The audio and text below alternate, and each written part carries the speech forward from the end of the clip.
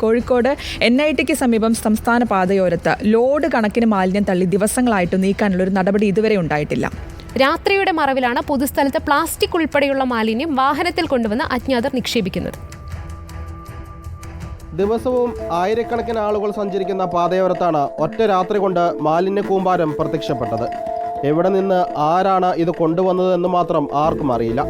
Chathamangalam panchayat secretary Kunnamangalam പോലീസിൽ പരാതി നൽകുകയും ചെയ്തു. കുറ്റക്കാരെ കണ്ടെത്തും വരെ മാലിന്യം ഇവിടെ സൂക്ഷിക്കാൻ പാടില്ലെന്ന് നാട്ടുകാർ. മാലിന്യ സംസ്കരണത്തിന് വേണ്ടിയിട്ട് സർക്കാരുകൾ വലിയ തുക ചിലവഴിക്കുന്ന സമയം. അപ്പോൾ അങ്ങനത്തെ ഒരു ഘട്ടത്തിൽ ഇവർ ഇത് ഇത്രയും ദിവസമായിട്ട് മാറ്റാത്തത് വലിയ ഒരു വിഷമമുണ്ടാക്കുന്ന കാര്യമാണ്.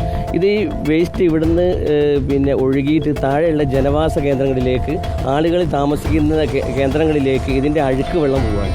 പകർച്ചവ്യാധിയൊക്കെ വളരെയധികം ബുദ്ധിമുട്ടുണ്ടാക്കുന്ന ഒരു സമയം. അപ്പോൾ ഈ വേസ്റ്റ് എന്ന് പറയുക നമ്മളവിടെ നോക്കുമ്പോൾ തന്നെ എന്താ പറയുക, ഒരു വളരെ മോശമായിട്ട് നമുക്ക് തിരിച്ചറിയാൻ പോലും പറ്റാത്ത പല സാധനങ്ങളും അതിലുണ്ട്. അപ്പോൾ എന്താണെന്ന് പോലും പറയാൻ പറ്റില്ല. അതിൽ വേറെ എന്താ പറയുക, മാരകമായിട്ടുള്ള രോഗങ്ങൾ പരത്തുന്ന എന്തെങ്കിലും ഉണ്ടോ ഒന്നും പറയാൻ പറ്റില്ല. പാതയോരത്തെ CCTV ക്യാമറകൾ പരിശോധിച്ച് മാലിന്യം കൊണ്ടുവന്ന ലോറി കണ്ടെത്താനുള്ള ശ്രമത്തിലാണ് പോലീസ്. റിപ്പോർട്ടർ, കോഴിക്കോട്.